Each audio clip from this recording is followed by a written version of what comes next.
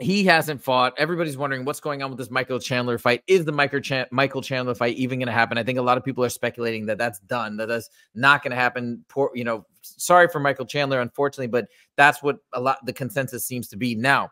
I heard another video where Chael Sonnen was talking about the reason why he thinks Conor's being shelved, which I think is totally nonsense. It makes no sense. But he said, he's like, I think they're trying to make him a co-main event, not the main event for a fight. He wants to be a main event.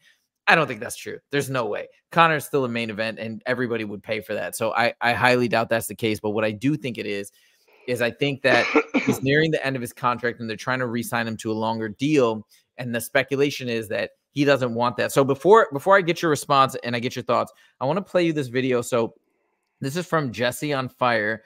And he, I think, released this today today. And it's basically he's playing an interview of Conor for Roadhouse, which, by the way, comes out this Friday, and I can't wait for it. It's going to be amazing. But let me play you a little bit of this. Watch in this video also. In this interview right here, which I will definitely make a statement on the front side, it looks like Conor may have been in the mood to talk a little bit more than he would have under normal circumstances. And I lose interest and stop training for a while. Not stop training, I always train, but stop full training and drinking a little bit. If he had gotten a little bit more sleep in the last few days. And here's the reality of Conor McGregor's situation. He is So the main thing is, he's talking about how he in another part of this clip, he talks about, hey, I was in camp for a fight in December, then a fight in February, and then it got slowed down. Then I lost interest because he got out of camp, then he started drinking a little bit, he's mentioned, and then now he's trying to get back in. So he keeps anticipating that these fights are meant to happen at these times, and for whatever reason, probably some contract negotiations,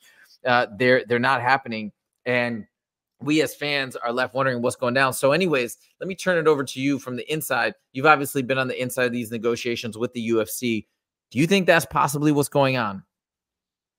What exactly that he's going to be a co-main or no, yeah, I don't think the co-main thing is legit. I think that's Chael Sonnen being Chael Sonnen, but I think that there is some contract negotiations behind the scenes that either they're trying to extend his contract. Maybe he wants to fight out his contract and then have some boxing matches in Riyadh, like your boy Francis Ngannou, the Predator. So maybe that's what's happening. But yeah, what do you think? Do you think that there's some merit to these claims that it's a contract issue, not anything else? I tell you what, when we look at a situation like this, when we look at Conor McGregor, why? Not why are we looking at him, but why? I mean, why does he need to fight? You know what I mean? And we're looking at him from a person. I'm not talking about from the superstar he is. I'm not talking about from the former champion. The guy's a millionaire. He's worth like $100 million. He's a 2-division UFC ex-former champion. He's beaten why? Like, his motivation to fight is probably so low. He's lost like 3 or 4 in a row. I mean, how many fights has he lost in a row? You probably know off the top of your head. I think it's 3, but let me double check. Dustin Poirier twice. He beat Cowboy, lost to Dustin twice. Hey, yeah, wait, is it 3 in a row? I can't remember. I'm going to look it up right now. But yeah, keep going.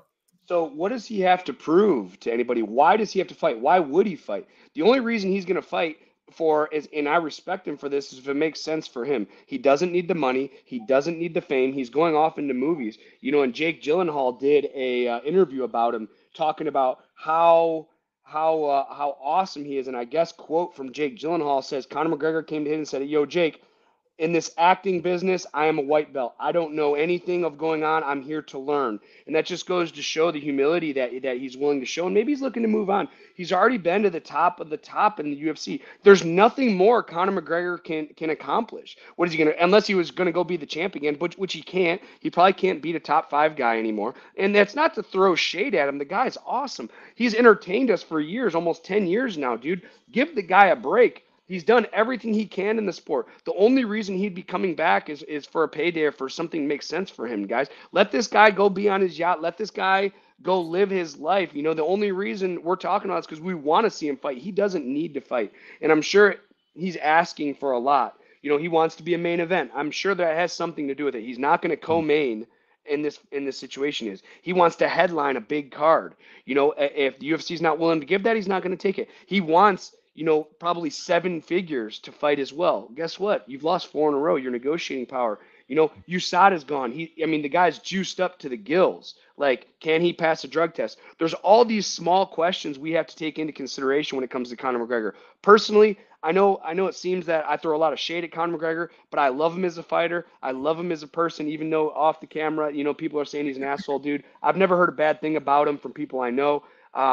Dude, he's entertained me for the last 10 years. Let this guy go on his yacht. Let this guy go be a billionaire. Let this guy go make movies. Let him move on from MMA, because all we're doing is talking about it now. And like I said, he's irrelevant in the sport. He's not a championship contender. We just want to see him because he talks a lot of shit and he's entertaining.